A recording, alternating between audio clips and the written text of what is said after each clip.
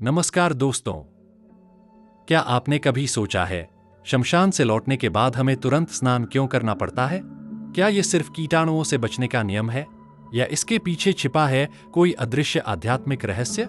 सनातन धर्म में जन्म से लेकर मृत्यु तक हर कर्म में एक गहरी दिव्यता छिपी होती है। आज के वीडियो में हम आपको बताएंगे गरुड़ पुराण की वो अनसुनी कथा जो इस सरल से दिखने वाले नियम का सबसे रहस्यमयी कारण प्रकट करती है। वीडियो को अंत तक देखिएगा क्योंकि बीच में एक ऐसा रहस्य आएगा जो शायद आपने पहले कभी नहीं सुना होगा। भाग 1, वैज्ञानिक सत्य और सामाजिक भ्रम। से पहले विज्ञान की दृष्टि से देखें। जब किसी व्यक्ति की मृत्यु होती है तो शरीर तुरंत विघटन डिकम्पोज की प्रक्रिया में प्रवेश करता है। शमशान घाट का वातावरण अनेक प्रकार के बैक्टीरिया, फफूंद और जीवाणुओं से भरा रहता है। यही कारण है कि लौटकर स्नान करने से हम इन सूक्ष्म जीवों और संक्रमण से बच जाते हैं। लेकिन अगर आप सोचते हैं कि यह नियम सिर्फ सफाई या कीटाणुओं तक सीमित है, तो ध्यान से सुनिए क्योंकि असली कारण कहीं अधिक गहरा और रहस्यमयी है। भाग 2, वैदिक कथा और गरुड़ पुराण का रहस्य। गरुड़ पुराण के अध्यायों में उल्लेख मिलता है कि जब किसी व्यक्ति की मृत्यु होती है तो आत्मा तुरंत परलोक नहीं जाती, वह अपने पूर्व शरीर और परिवार के मोह में फंसी रहती है। एक बार पक्षीराज गरुड़ ने भगवान विष्णु से यही प्रश्न किया था, हे प्रभु, जब शरीर जलकर पंचतत्व में विलीन हो जाता है तब भी आत्मा शमशान में क्यों ठहर जाती है? भगवान विष्णु ने उत्तर दिया, हे गरुड़, जब शरीर को अग्नि दी जाती है आत्मा उस पीड़ा को अनुभव करती है। उस क्षण उसे लगता है उसके ही प्रियजन उसे जला रहे हैं।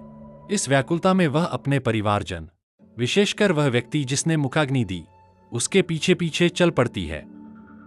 यही वह सूक्ष्म पल होता है जब जीवित मनुष्य और मृतात्मा के बीच एक ऊर्जा संबंध, एनर्जेटिक लिंक बन जाता है। भाग 3, स्नान का आध्यात्मिक कारण। शास्त्र कहता है, स्नान केवल शरीर के लिए नहीं, आत्मा की रक्षा के लिए होता है।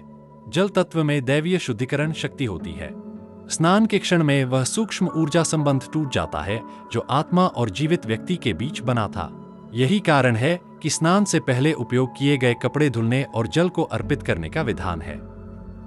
जब हम अंजलि में जल लेते हैं और पीछे मुड़कर देखे बिना उसे तोड़ते हैं तो यह एक संकेत होता है आत्मा के लिए, अब हमारा भौतिक संबंध समाप्त हो चुका है, आप अपनी दिव्य यात्रा पर आगे बढ़े।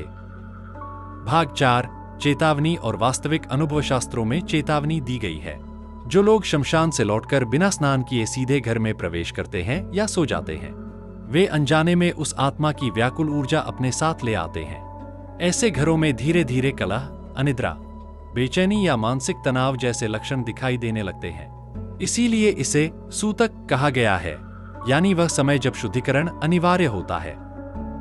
यह नियम अंधविश्वास नहीं बल्कि आत्मिक सुरक्षा कवच है। निष्कर्ष, कंक्लूजन, हमारे ऋषियों ने हर नियम के पीछे मनुष्य के कल्याण की दृष्टि से गूढ़ अर्थ रखे हैं। शमशान का स्नान केवल धर्म नहीं, ऊर्जा संतुलन का विज्ञान है।